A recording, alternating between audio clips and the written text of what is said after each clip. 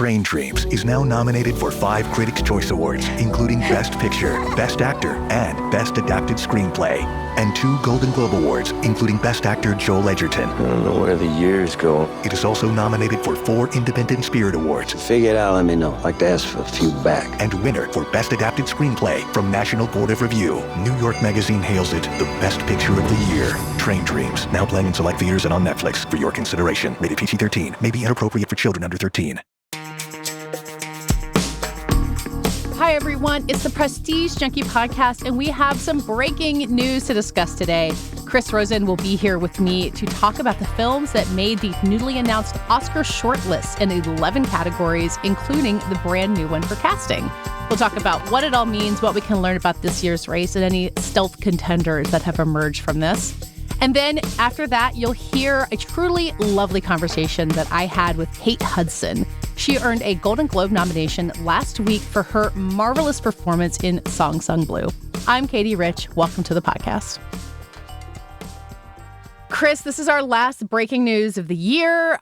Given the way the news cycle's been going, I mean, we joined Richard Rushfield in Substack Live yesterday. It's all been kind of grim. I hope this is the last breaking news we get. Can we just end it here and go off into the holidays with these Oscar shortlists? I feel like you're always so positive, and then I come in and be like a negative, maybe less negative than Richard, but more negative than you. But I'm just going to say yes. I think you're right, and I'm gonna embrace your positivity. Yeah. I feel like I have only started paying close attention to the Oscar shortlist over the last couple of years. I don't know how widespread of a thing this is for Oscar fans, because in some ways it tells us a lot. It tells us about the movies that are on the Academy's radar. We've got the first time ever shortlist for cinematography and the new casting category, so there's a lot there. But then in a lot of other ways, it's like, yes, this is a list of a lot of films that I kind of like. They're all kind of predictable, even though there's some surprises in there. I don't know. There's not a lot of shocks and snubs in here, but it's an interesting tea leaves thing.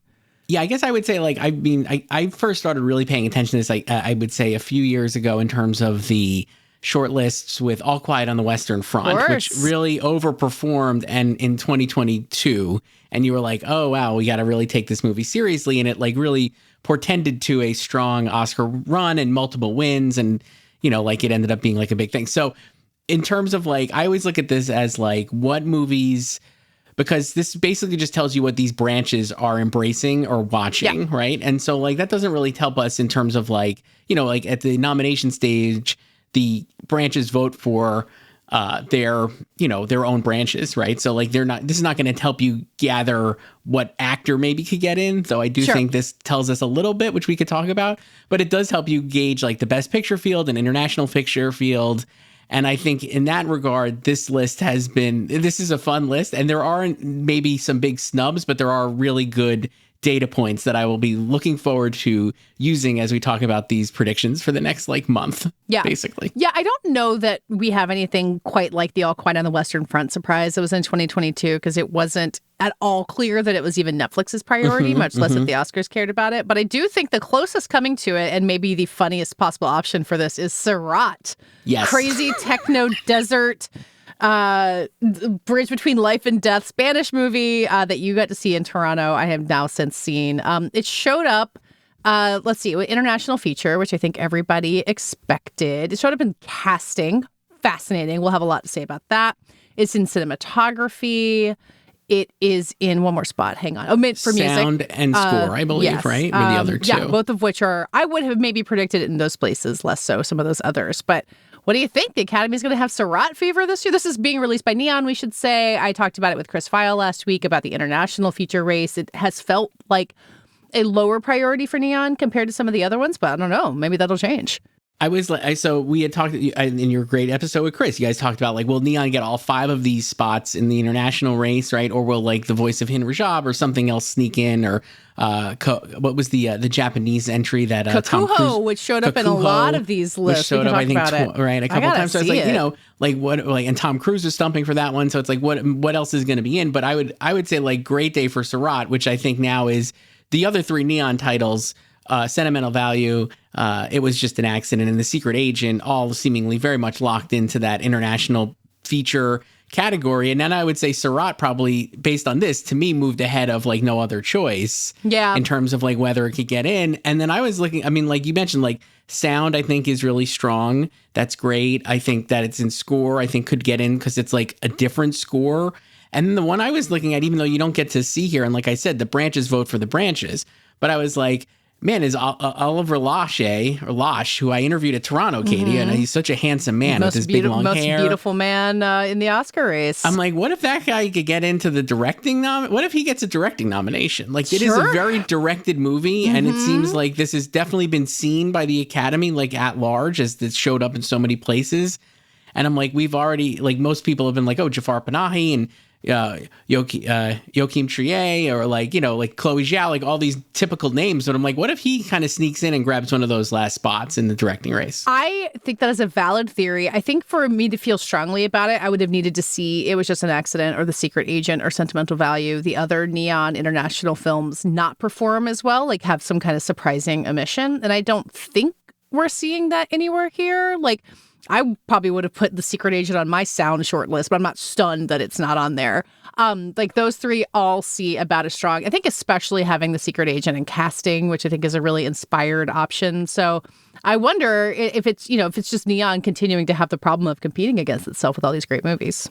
Maybe. I agree with you. I don't think like any of these. I would say like It Was Just an Accident not being on casting to me felt like a little bit of a miss where Sirat gets in, and I'm just like, why, you know, like that's another, you know, I was wondering how like those international ensembles would like translate over to the casting category, and we saw like, you know, Sentimental Value is there and Sirat is the other one, and Secret Agent, yeah. Not It Was Just an Accident. So I'm like, all of that is like, oh, these are interesting data points. And I was like, last year, if you were looking at the shortlist, I think we talked about this, like you could see like the industry did not super warmly embrace the substances in these categories, then like maybe it was weaker than you thought, and then it missed, and then Demi Moore lost. And I'm not saying like this cascade. It got a Best Picture nomination. I know it did. But in terms of like, oh, the overall strength, it like missed a couple of spots. It was just an accident missing here. I still think that's safe for like picture director, international feature, and screenplay, like we've talked about. But it could have been here in casting, and like that Sirat to me is like, oh wow, they're really taking this movie seriously. So it's a great day for Sirat fans. Yeah. Sirat heads are raving in the desert. Katie. Pounding bass music. They're pounding the music. I want to dig into casting because I think it's sort of the most interesting of any of these. But is there any other title that had an especially good day from the shortlist you're seeing? I was looking, I mean, I wrote down Frankenstein got 6 mentions, I believe, and Everything But Song, which I feel like Does it have a song?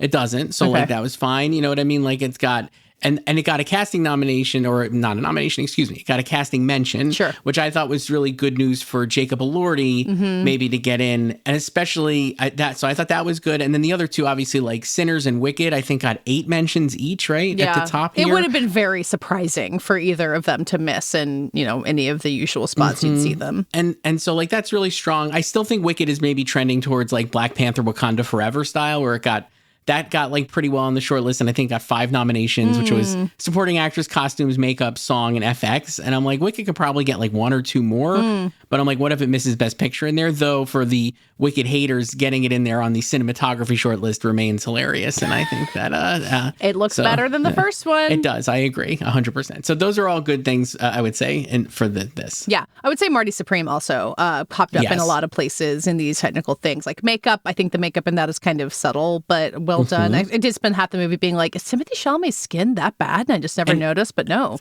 It's not. It's beautiful skin. And they talked about it was there. Gwyneth Paltrow did an interview where she was like, I was recommending acne medication for him.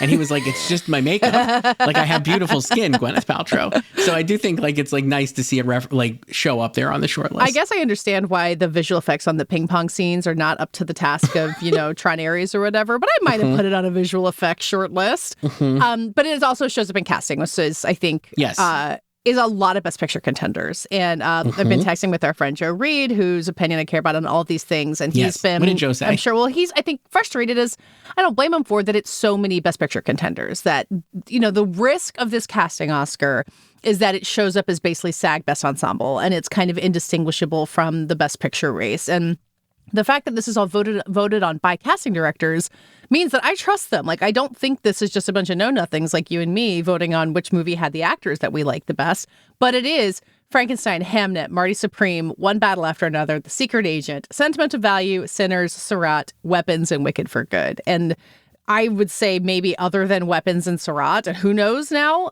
that's probably all Best Picture nominees. So do you feel like that's too much? I would have liked to see a little more variety there. I do agree. It's this year is interesting because a lot of the Best Picture nominees are these great ensembles. So I'm like, part of me is like, I do think like, like Marty Supreme and like One Battle, like, yes, they have like major stars, but like the rest of the cast is so great. So I'm like happy to see supporting like people who have a single scene and you're like, oh my God, I can't believe they found this person. And it kind of, and then you look at like, and Hamnet too, like I was thinking like, oh, they're looking at like, like child actors I think would play well here, right? Because you have to find like Hamnet, especially like you have these great kid performances that are really deep and nuanced and like same with the kind of Weapons, that's right? Why I think like I would imagine Weapons is there. Inspired pick right there. But I guess I'm trying to figure out, I was looking at this list too, and I'm like, what would I have put on here that I would have wanted to see that wasn't here? And the ones I came up with were like, it was just an accident, which I think is like kind of a little, could have been in there. I just wonder like if the fact that it's not professional actors and probably a pretty unconventional casting process works against it there. I think so. And then Train Dreams I thought could have been on here too, which I know it did pretty well. I mean, like I think it got like song and score and cinematography, right? But I feel like, again, like great casting, like all these like actors in like very small parts or, like small, like one scene appearances, basically. Not, there's no small parts, Katie. There's just small. Of course not.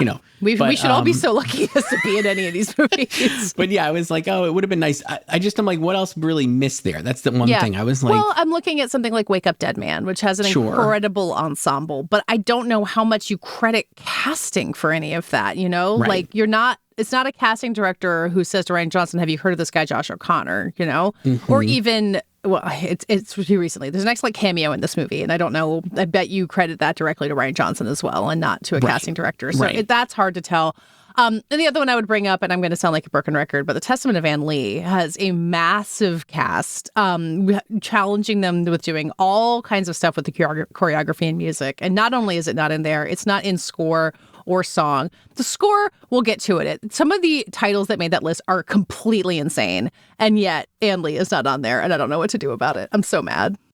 I feel this is, if we're going to like, I have like my notes here, and no disrespect to the great people at Searchlight, but I was like, all their titles are on my not great Bob list. Not great. I mean, is this thing on? I don't know where you would have thought that would land on here. You were just talking about casting. I thought Rental Family too. I think these are like great ensembles with like strong lead performances, and then like really filled out with like variety of actors who are bringing, really like that I'd not seen before, like in this thing on, you have like a lot of comedians and like one scene kind of parts, like Sean Hayes. Did you say this, that Sean Hayes' actual husband? Yeah, but again, like that's like casting. That's like the guy who lives in Sean Hayes' house. But it's like kind of inspired. I don't know. I was like, none of those Searchlight movies though being on any of these lists is like a real siren going off, or I was like, oh, that's a bummer. I'm not giving up on Amanda Seyfried. I think that Best Actress race is, open enough that anything can happen, and I do not want to like ring the sexism klaxon that the Testament of Anne Lee doesn't get treated quite the same way that The Brutalist did, but it's not that, to be clear. I mean, like you could say like we're going to talk about sexism. I mean, like If I Had Legs, I'd Kick You I felt like, what if it got in for sound? You know what I mean? Like there's certain categories where you could see, would have been a good pick for sound. Because Die My Love, I think, got on the cinematography short list, which is great pick. And like that was really cool. But I'm like, yeah, like you could tell like some of these movies just weren't fully embraced. And like, yeah, Anne Lee, I don't know, it's tough with these late, like how widely seen is Anne Lee versus like how much did they reject it? I don't know. We might be for a real old school, the tradition in Best Actress is that it'd be these actresses like Jessica Lange in Blue Sky, movies that don't get nominated anywhere else. And we might be in for one of those years. 100%. As opposed to recently, it's been a lot of Best Picture nominees. So going down the list, I'm just going to skip animated short film. I'll get there eventually. I got nothing to contribute. We'll watch them. They all look great. I got a lot of catching up to do, to be clear. So just scrolling down to cinematography, which, as you mentioned, Die My Love made it in there. Battle of a Small Player, congratulations. The All Quiet on the Western Front legacy lives on with this Edward Berger movie that no one thought was going to make it in there. Good for whoever drafted it in the Movie Fantasy League. Nouvelle Vague, I thought was a lovely inclusion. It's 16 films, so it's a lot of titles. And then Song Sung Blue, I love. I don't really know why. I think it's a lovely movie. I don't know if it would have been top priority. Kate Hudson, we'll hear on the show later, but good for that movie. Great job. I love that. I was looking it's Amy Vincent, I think, is the cinematographer. I was looking it up. She did Hustle and Flow. So like, congratulations for her to make the shortlist. Nouvelle Vague, I think I had that when we were doing our Ankler Pundit. Go to the Ankler Pundits, obviously, to check out all our predictions. My list's got to get some work done, probably. And it'll definitely be updated. But I would say, like, I had Nouvelle Vague on there for a long time. I might actually put it back on, only because, like, they love black and white movies. And, like, this is a really inventive black and white film. And I think it looks really nice. I was really happy to see it make the list. I would say, like, for me, like, this is done, like, in terms of, like, what didn't do well or how do you miss Jake Kelly. Nothing. And cinematography is Linus Sandgren, who is an Oscar winner for La La Land and, like, is a great cinematographer. Wow, and, like, this branch clearly likes him, I think, and, like, not even making the short list to me felt like, like, not great. So. That I did not think about that. It's really hard for me sometimes to figure out what isn't. It's hard on there. to be like, well, yeah, like what's not on there, right? Because you're like, oh, how what I actually missed here. But I was like looking through and I was like, oh, I liked Linus Sandgren cinematography. I would have picked it over Frankenstein. Well, yeah, probably. Maybe, I don't know, but you never know. And like no Avatar on here, I guess. Like they're kind of over that. Yeah, so. I don't. Did Way of Water get a cinematography nomination? I don't remember actually. A good question. We'll have our Avatar talk some other time. Train Dreams made it on here. Choo choo. Great. I was talking to someone who's a journalist in Brazil for a possible piece that's coming up, and she pointed out to me that the cinematographer of Train Dreams is Brazilian. So get ready for the Brazilian Twitter army to write out for Train Dreams. It sounds great. And then I was happy to see Sentimental Value make it on there. I think it's pretty subtle work. I'll have a piece later this week where I talk to the cinematographer and a couple of the other BTL craftspeople behind Sentimental Value. And it's just nice to see something that's not huge, epic 70 millimeter get the attention like that. I thought that was really very strong for Sentimental Value to show up here. Because like we're saying, like a lot of these movies, you're not really expecting them to have like Sentimental Value is not a shortlist movie. And like, like F1, I think is on like 5 of these, you know what I mean? Like, it's like, so for Sentimental Value to get in here is a nice showing for it, I would say. And I thought that I agree with that. I thought it was nice to see it on the list. I'm curious to see how F1 versus Train Dreams or, these kind of huge epic things versus some of these more smaller intimate ones, what the final list of 5 winds up looking like. I don't know. I'm like, I looking at this, I was like, you could see like a lot of like, the cinematography, like for cinematography, you could have like these same big movies, right? Like Frankenstein and Sinners in one battle. And then maybe it's like, like maybe F1, maybe Hamnet, Train Dreams, like something like that. Wicked for Good. Last time. I don't expect it to happen this time, but we'll see.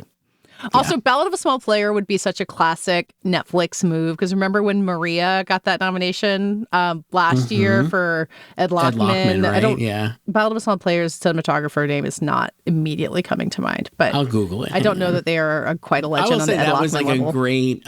It was the two things I liked about Ballad of a Small Player were the cinematography and the score. So 1 out of 2 ain't bad. It's James Friend who did the cinematography, and he did All Quiet on the Western Front and Ballad of a Small Player, and so like not. Well, I guess Nouvelle Vague is really the Maria of this year.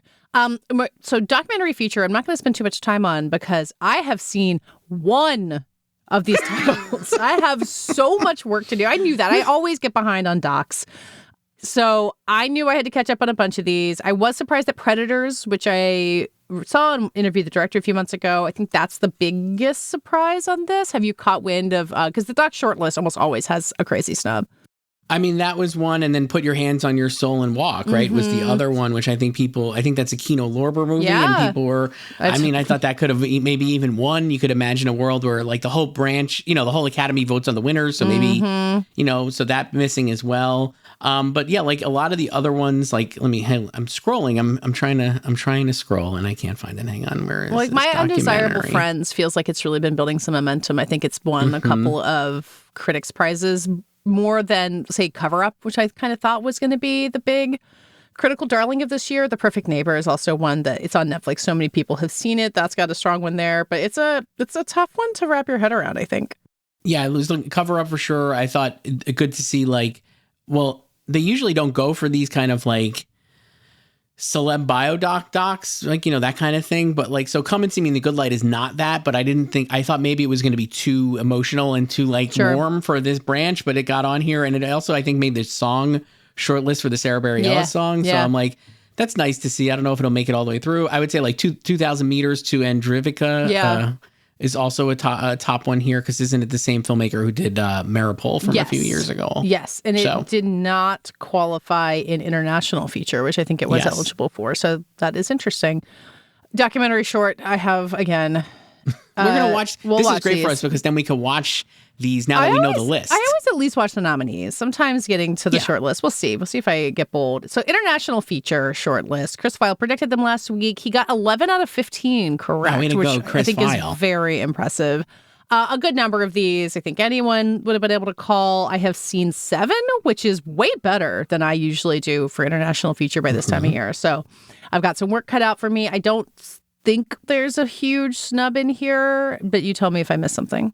I don't think so either, but I would say, like, in terms of what could surprise beyond the neon titles, like we said, like Voice of Henry Job certainly has been widely predicted, I'd say, as like a possible nominee, but I would say Kukuo would be like really strong. I think it's coming on strong. Sound of Falling is another one I think was on the cinematography list. That's Germany's entry, right? I think that one. And then let me see, what was the other one I was looking at here? Sorry, looking quickly.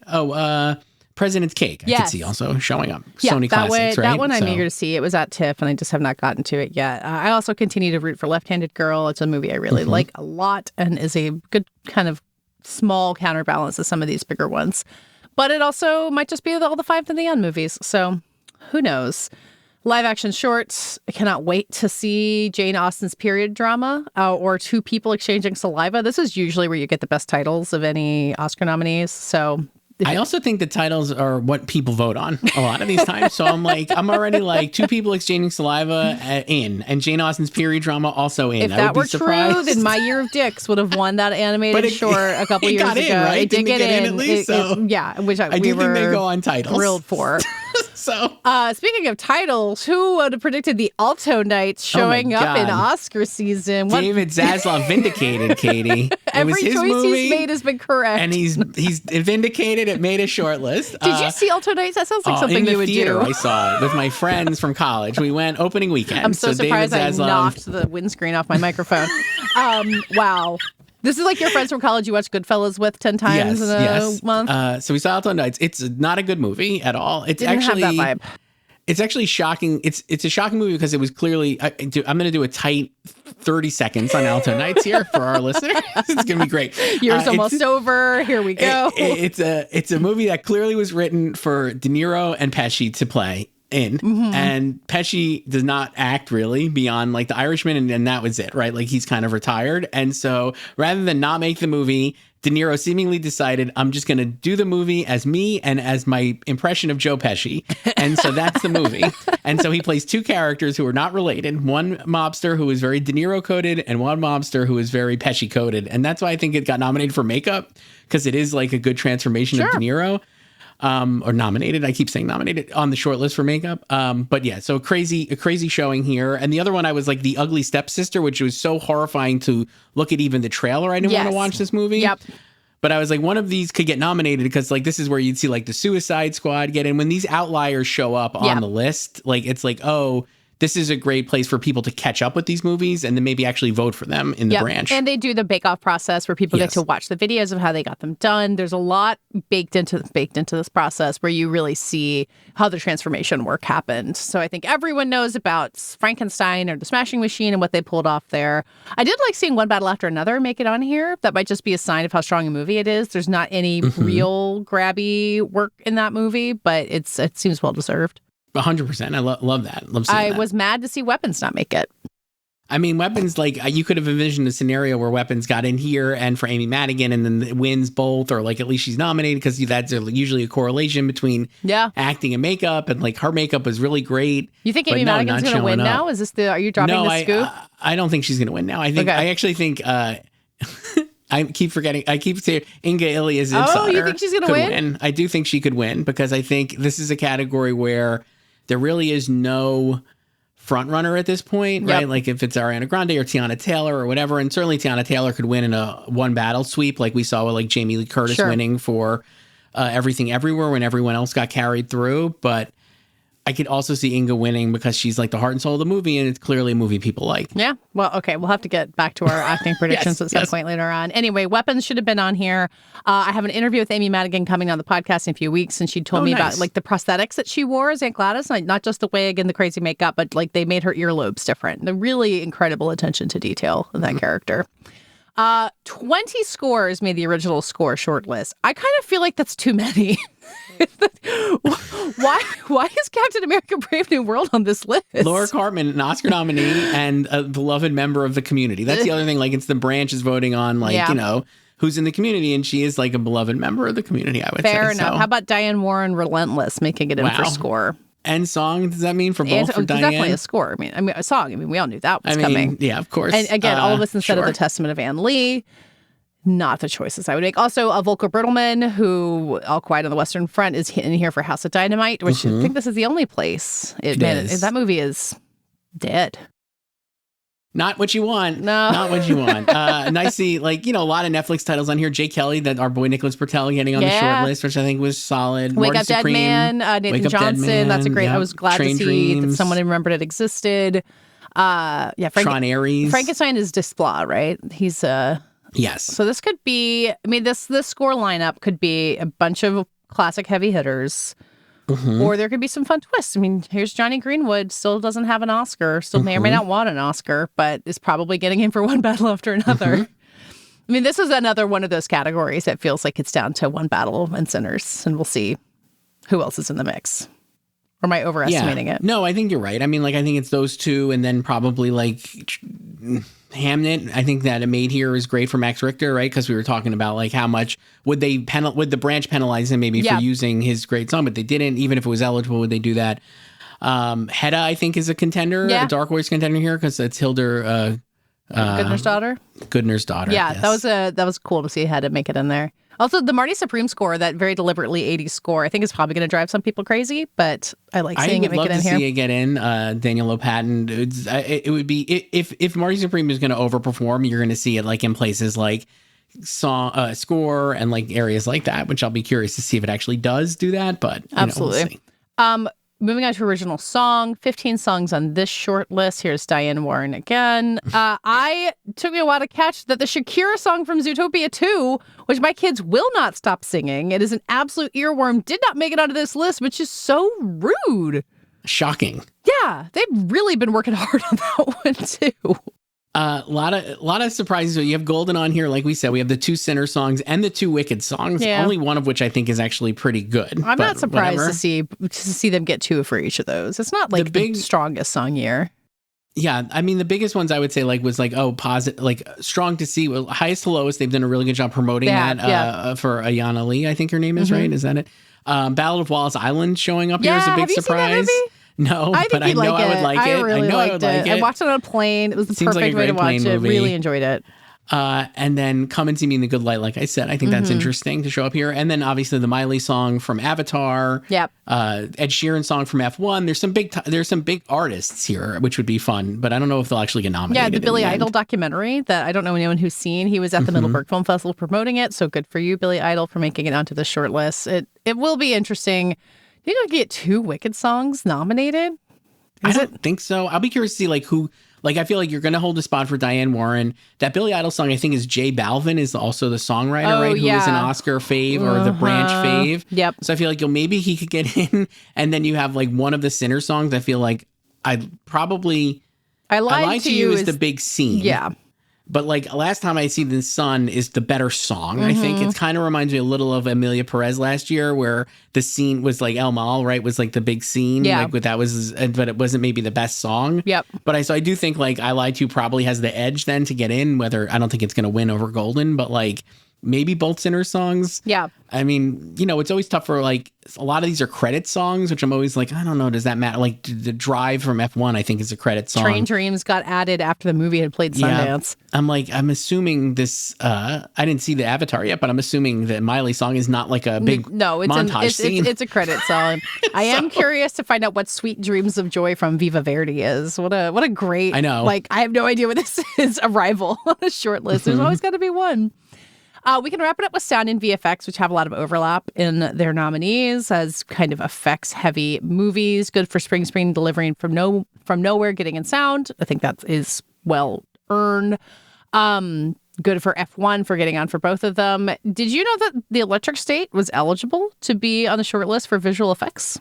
I feel like Netflix does this with all their titles where they'll just put it in a theater for enough time to do it. Because we learned that over the summer with K-pop Demon Hunters. Absolutely. Where it was like, here, it is actually eligible. So I guess I was surprised to see a classic Russo brothers film like The Electric State make an Oscar shortlist. But, I'm stranger things happen, I guess. Yeah. Also, congrats to The Lost Bus resurfacing at the very end. I think a couple people would have called it. I still haven't seen The Lost Bus. I remember the moment where I chose to eat dinner in Toronto rather than see The Lost Bus. And I think I was with you. Here I am. It was too good a dinner. You went to go see Sirat, I think. Anyway. Yes. And Jurassic World Rebirth, I kept wondering if it would just get totally ignored as if a big dinosaur movie hadn't come out this year. But there it is. Anything else? Superman. I like Superman. I like the way it looks and the sound, and I was happy to see it there. I guess the big misses for me in some of these like really tech heavy categories, like Jurassic, you mentioned Jurassic, but I would say Fantastic Four, not like just totally blanked, right? Yeah, I don't even think it made the list in any of these. No. It's like it didn't exist. That's a tough break because you could imagine like the score from Michael Giacchino, I think is really good, and certainly sound. The production design of that movie is really great. Yeah, so we'll see. Yeah, Marvel. No VFX, nothing. Not a great year for Marvel, I would say. Yeah, congrats to Sirat and all of the. Put it right in my best director nominations. Here I come. Are you going to put him in? I might put him in and drop. I don't know who I'll drop, but I'll figure it out. Yeah. This was very fun. We love the Oscar shortlist. As I said, you can hang on for a moment and hear my conversation with Kate Hudson. But Chris, one more plug. You and I are going live on Substack for an end-of-year mailbag episode for Prestige Junkie After Party subscribers only. So if you go to prestigejunkie.afterparty.substack.com, subscribe. You can tune in and watch us live at 3 p.m. Eastern, noon on Friday, and then send us your mailbag questions ahead of time. You can email me, Katey@theinkler.com, or find us on social media or whatever way you want to do it. I would love to know your thoughts on this shortlist. I'm sure we'll be talking more about that. I want to talk about the Spielberg movie trailer that came out today. Oh my God. There's so much to get into, so send us your thoughts. And yeah, thanks, Chris. We'll see everybody soon.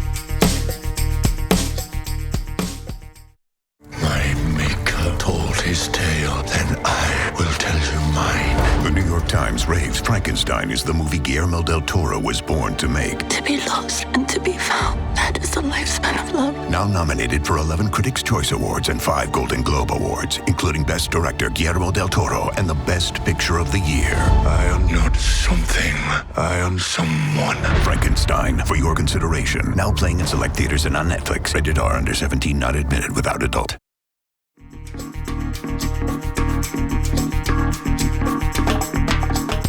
Now let's hear my conversation with Kate Hudson, who, as you will see, was seated in front of some truly glorious Christmas decorations while we talked about her new film, Song Sung Blue. You might hear that this movie is a biopic about a Milwaukee couple who cover Neil Diamond songs and wonder why in the world anyone would make a movie about that. And Kate Hudson admits that she had the same thought, and that it wasn't just her co-star Hugh Jackman and director Craig Brewer who really convinced her that they could pull this movie off, but also the deep connection and shared love of music that she felt with the woman she plays in the film, Claire Sardina.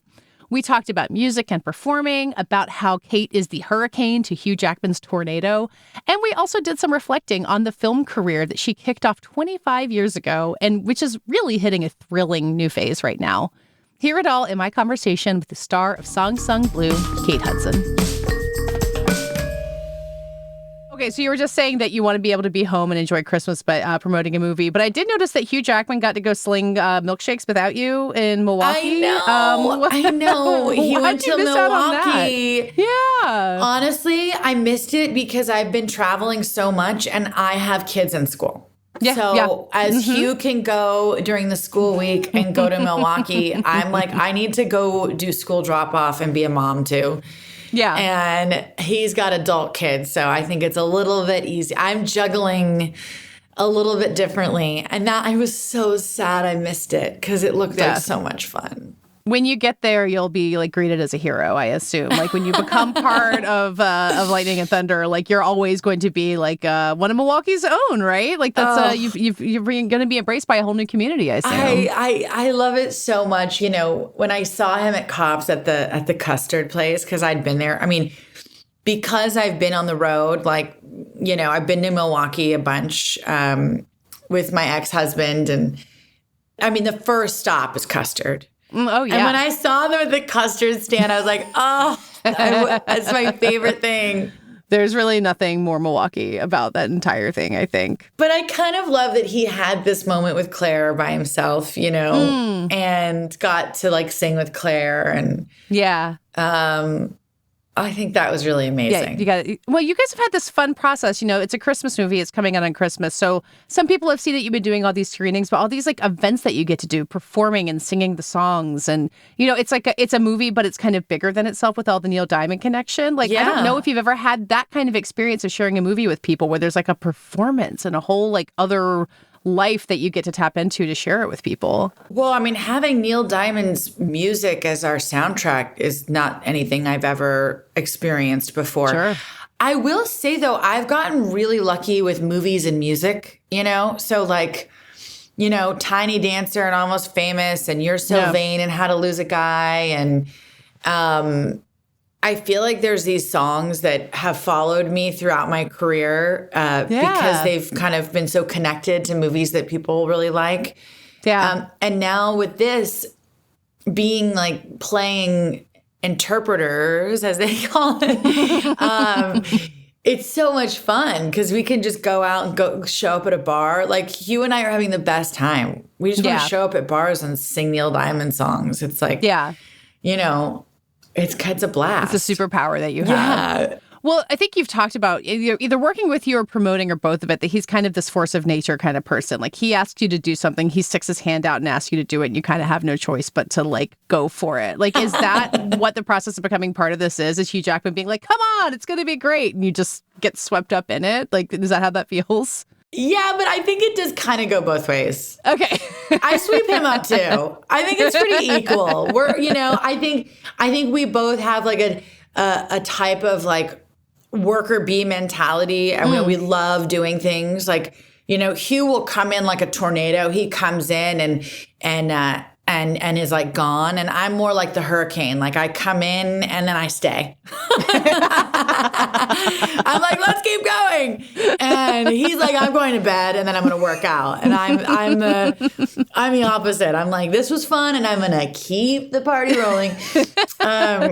But I think we both like have a similar kind of thing. Hugh's thing is so funny because as you know, he's such a showman, and the greatest showman. Some might say he's the greatest showman, and he loves it. I mean, it's so much fun to watch. Like, he's the kind of person who would go through that bar and just like go right into the center of it. And it's actually a lot like Neil Diamond, you know, where Neil Diamond was that kind of showman. You know, he loved being in the center of it, and I'm a little bit more of like the opposite type. I'm you know, more reserved. Even when standing on stage in front of people, you feel that? Like I feel like I love to sing and I love to think, but I don't. There's that. He has that like I'm going to connect out, and I kind of want to connect up. Does that make sense? Yeah, totally. You're like, you know, creating like the bubble of space for everyone to come into with you, as opposed to like jumping out into like crowd surfing. Like, yeah, like I want to get like weird. I mean, this is just our own personal styles of music. Sure. Like, I want to get like weird in music, and I feel like it's a little bit, you know, whereas watching him is like such a great kind of lesson in showmanship. He just wants to connect with everyone and get right in the center of it. It's so much fun to watch. Yeah. Well, when you take on a project like this where, you hear like a movie about these people you've never heard of, it's a biopic about these, like minor celebrities and Neil Diamond, it just like all of those things sound so wild and there's so many different ways that it cannot go the right way. Oh, and it's so bizarre. It could go so wrong. Yeah. Like to jump onto this, I imagine that you and Hugh and also Craig Brewer, who I think is he's so good at telling stories like this. Like, how do you guys kind of like look each other in the eye and be like, all right, here's how we're not going to mess this up, and like figure out that you all mean the same thing and that you can make it through together? Yeah, I think Craig is the big, obviously, the touchstone. I mean, He wrote it. He knew exactly what he wanted. He had a very clear vision, as you hope any director does, especially when tackling something like this. I read the script. I didn't know it was a true story. They sent me the documentary. And I was like, wow. First and foremost, I think like his adaptation of the documentary was so good because he took this story and then he really made like a great movie out of it, you know? And you read it as someone who didn't know the documentary, reading it just as its own movie without knowing that it's a true story was such an amazing read. And like, I just loved the tone of the movie. Mm-hmm. And then I was like, this could go really great or it could go really wrong. And but at the center of it for me was really the love story. Because like if you don't believe in these people as a real love story, then the movie doesn't work at all. Yeah. I had no question that I couldn't ground the character, right? Because it can get away from you, And I feel like grounding wasn't what I was concerned with. It was more like we need to believe that they really love each other, and we have to walk the line. It has to be executed so like specifically, or else it could go in a different direction. And with that came like, honestly, so many aspects. It was the way the music sounded. It was hair and makeup and wardrobe. That was a huge, Ernesto, our wardrobe, our costume designer was so great. And because, Mike and Claire, like they loved their looks were on fire. The sequins in this movie are out of control. Like they just keep going on top of each other. Yes. And then when we were putting it together, there was one moment where I was in an outfit and I was like, I think we went too far. Ernesto and I are like, maybe that's too far, But it was very Claire. Claire in person, oh my God, she goes as far as can be. But like we had to find the happy balance. Well, the fact that you weren't worried about grounding the character is interesting because I think there's so many approaches to this, like to this woman who kind of aspires to greatness, but on this kind of relatively small scale. Like we've all seen, I think, really patronizing versions of that, where it's like, oh, isn't it so sweet that these people had their dreams? And the fact that there's none of that in this movie, like, I don't think you can take it for granted that that's a challenging thing to pull off. Like, why did that part of it feel like, oh, I've got that. Like, I know how to be this person. I know how to like be true to this person and who she is. I guess meeting her is probably part of that. Meeting her, knowing the documentary, honoring that that's a real story, like really kind of focusing on the fact that this woman really went through an insane amount of hardship and struggled with, addiction and mental health challenges. Like grounding it in that way for me wasn't the hard thing. I think I think the only thing that I find is like the most relatable thread to me and Claire is what it like this like intense need and desire and love for music and having to sing and like the joy that you feel when you sing. Mm-hmm. And like that's your happy place. Like Claire and I, like it's the same, and like so I know what that feels like, and I know that that's been her, like rescued her, other than Mike, them rescuing each other, but like that music and that joy of music has rescued her over and over and over again.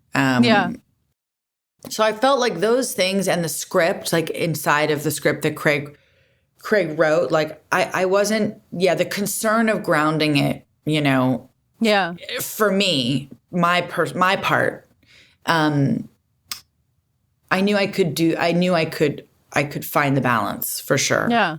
So then the part you're worried about is making the love story convincing. So like, what's the secret to making a love story convincing in a so movie? Many things I'm worried about. I feel like people forget, like sometimes as an actor, you're like, I think, people who are in it know, understand, but like as an actor, you're really only relying on like the director and the editor. Sure. You go and you do your best and then you walk away and you're like, well, I hope it really comes together, Yeah. On this movie, I said after the reading, the table reading was really emotional. I've never been to a table reading. Hugh and I talk about this all the time, where everyone was crying. Like, I don't think, maybe there was like one person who didn't really cry, but everyone was emotional at the end of the reading. And then afterwards, I kind of went up to Hugh and I was like, this movie only works if we work. And I want to make sure we're like setting ourselves up for an environment where we can feel really comfortable with each other. And yeah, I don't want you ever to feel like I'm an Aries. Like I get in there, I'm aggressive. Like I'm game for anything. But I didn't know Hugh. So it was like, I don't know where your boundaries are. And it'd be really nice if we could like not have too many boundaries and really be able to like be intimate with each other in a professional way, but that like kind of makes us feel like we can say anything to each other and and be vulnerable with each other. And really like all of these things come down to like how safe you feel and the trust that you feel with the people that you're working with.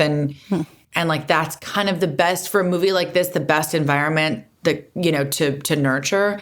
Yeah. And Hugh was just so open and available to that. And so it made then all of that easy. And then there's like, how does it translate? You kind of just never know. It's like an energy thing, You could have all the safety and the love and the connection, but then the spark sometimes I think is just sort of like something that exists or it doesn't. Yeah. Yeah, we've seen movies where like real life married couples act opposite each other. You're like, I have no idea these people have ever met. Like it doesn't translate, obviously. It doesn't always.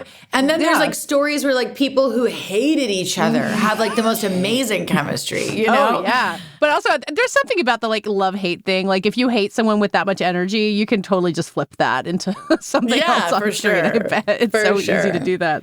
So wait, not to like reveal all the secrets, but you talk about like building that intimacy in that professional way. Do you just like talk a lot? Do you like sit down like you're in a therapy session? Like what do you need to know about somebody to, break down those boundaries in that way? I always say like when it comes to acting, we all sound so nuts because it is insane what we do for a living. You know what I mean? True. Like it's like, and if you love it and you get in like a community of people who love to act, like we're all so weird. And like, it's like, I don't blame all the people that like roll their eyes at like half of the things we talk about because it's so insane. But if you don't commit to it, like then it just doesn't translate. So you have to be someone who's like, okay, like we're going to get weird. We're going to tell each other about everything. We're going to open up our like fears and we're going to be vulnerable and we're going to make weird sounds,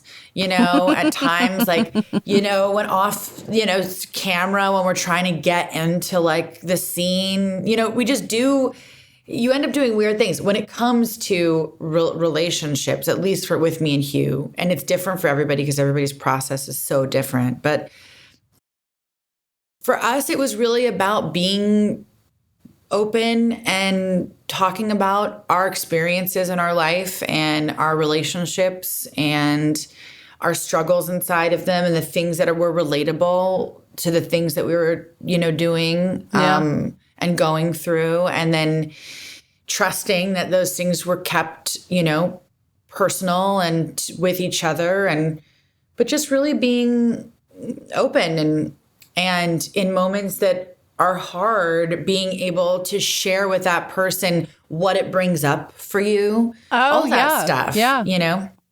I'm imagining after a long career, like you've had these conversations with co-stars and then you don't ever work together again. But 15 years later, you're like, oh, I know so much about this person and no one knows it. And you're just like holding it all in the vault. It's I think there are certain people you meet who become lifers. And like, you know, like I have a couple lifers that I've met throughout my life that I know will be in my life forever, you know? Yeah. And Hugh, I think, is definitely one of them. You know, he's just such a wonderful man. And everything you see of him and you would think of him, you know, it's so much more. Like, he just loves life and he's so kind. And I would hate to ever lose him as someone in my life, you know? Yeah. So, yeah, he's just the best. So, and then there are certain people that you love and that you just, yes, like 15 years down the line, you're like, I literally know everything. I know so much about you that. It's like the summer camp thing. Like you all went to summer camp. Like, yeah, or there are, you know, things that they're like, please, you don't know that about me. And I'm like, yes, I do. Remember 15 years ago when you were like this? that I would enjoy. Just not even to tell anyone, just knowing that I think it's such a funny thing because we live in this world, right? Like where your life is kind of on camera in some way, whether it be through press or whether it be through, you know, the not fun stuff of paparazzi or whatever it is, or you're on film. And so you have all of this exposed, sort of your personality is exposed throughout your career. Yeah. And then you're all, right. And then, but the reality is that every human changes so much. And the person you were 20 years ago, or the 20-year-old version of yourself has a different energy and vibe than maybe your 40-year-old version or 50-year-old. Yeah. And, but we always have to like, you know, hold on. That person is still very present. Yeah. Yes. Well, It's always like, you know, it's sometimes like you could see an old interview or something. And you're like, oh God, like I was definitely in my early 20s. I really felt like I knew what I was talking about. You know, there's so many things. I think it's so funny, you know. I think about that a lot with people who grew up on camera in some way, and you weren't a child when you started acting, but still really young, that like if you can look back and be like, that is me. Like if it feels like the same person, or if you have, you know, changed the way that you act or your life enough that you're kind of like, oh, that's a sweet stranger. Like that's not who I am now. I like that. Sweet Stranger is a good, it's a good song title. It's very Neil Diamond, I think. I might steal it. Go for it. It's all yours. Every once in a while I see a sweet stranger. Like and maybe not a sweet stranger. I don't know. Like I think so. I think there's this thing. It's like these different phases of your life, right? It's like I sometimes look at things and I'm like, God, I was cool. I was like cool in that picture. Like, you know, like I like that. Where'd that girl go? Where's the girl that was like smoking in Paris, you know, and like 24? But did you think you were cool then? Like you look back at the time, I thought my outfit was terrible. And now you look back and you're like, good Lord. No, actually on my feed, I was funny. On my feed, I was all these pictures of Sienna Miller and Jude Law came up. From when we were from early aughts, you know? And I was like, God, they were like such the cool couple. Like, and I thought to myself, I wonder what it must feel like for them to see those pictures because they're so damn cute. And, you know, or like Johnny Depp and Kate Moss back in the day, you know? But like, look, your life is your life. It like exists, and it exists in these like images or in these, you know, sound bites or these little out of context moments. Yeah. And you look back and you're like, oh yeah, I remember that. And sometimes they're just these little reminders that like life changes and moves and shifts, and you do change, you know? Yeah. But the essence of yourself, hopefully, usually, if you were, you know, raised right, is always kind of the same. If you were raised right, that's a good way to put it. Like, you got to have the backbone of being a human being before you can try to like push boundaries. That's why I always feel so bad for kids today, because they're so worried about like making mistakes, and like you gotta push boundaries and make mistakes. Like that's part of what we do, as like the human, like it's like so human, Yeah. You can't make everybody happy all the time. Like what an awful way to live. Like sometimes you got to say something that's gonna upset someone and learn.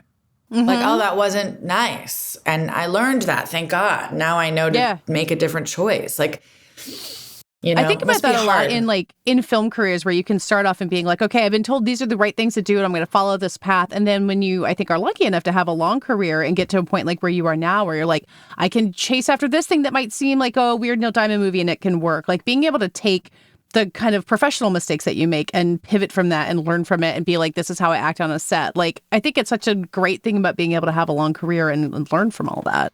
Yeah. And I also, I think everybody has a different way of looking at their careers if you have the sort of blessing of having success in it, Because some people are incredibly calculated and that works for them and that's what they need and it works, right? The people they're working with, the way that they're doing it, the moves that they're making, the thing. And sometimes I'll look back at my career, I'm like, oh, maybe I should have been a little bit more calculated, but I'm not, right? So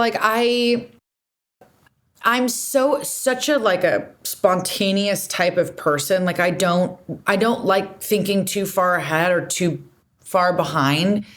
It gives me too much anxiety. Sure. So I like trying to be as present and focused on right now as possible. So with that, you have to be like, well, being present didn't really serve me. So now that I know that wasn't the right choice to make, maybe I won't do that again. And I feel like you have to, you got to learn from those things, I guess. Well, not to make you look toward the future in a way that feels anxious, but, you tackle something like Song Sung Blue. You've said, it gave you a chance to prove what you knew you could do and maybe you hadn't been able to. What does that kind of give you in terms of a boost or a sense of what you can do next or tell or other people what you can do next? How do you feel being on this precipice? Just the hope that, look, I love to make movies. I want to make them behind the screen and in front of them. But for me, my favorite things to do, playing big movie star roles are really fun, but I really like character acting. I'm down to play great roles that I'm not in the center of the movie, right? So I just hope that something like this, like anything that you do, comes these little maybe I get in the back of some director and they're like, oh, there's this really weird part that I have in this movie that maybe she could do it. Yeah. And I get to work with directors that I would love and long to work for, you know? And then I always look at things too, in success. It's with Running Point, the show that I had and the success of that. For me, separating it from the actual fabulousness and how much I love the experience, and same thing with Song Sung Blue is and then loving the product is it feels so good to love something that you're a part of. Yeah. It really does, because it's so out of your control, really. So when it happens, it's such a nice feeling. But then really the other side of it is oh, good, I have maybe another decade of work. Where I can actually work in this town. Yeah. Well, because I can keep working. I feel anytime I talk to an actor, they're like, oh yeah, you're always wondering if there's going to be another job. It feels at no level of a career does anyone ever lose that sense of it can all be over tomorrow, which is such a, like you were saying, it's crazy to be an actor. That's a crazy way to build a career and just have faith. I mean, I think that, in any we're of service, right? So as an actor, you're just a hired gun. It's and I believe everyone's replaceable.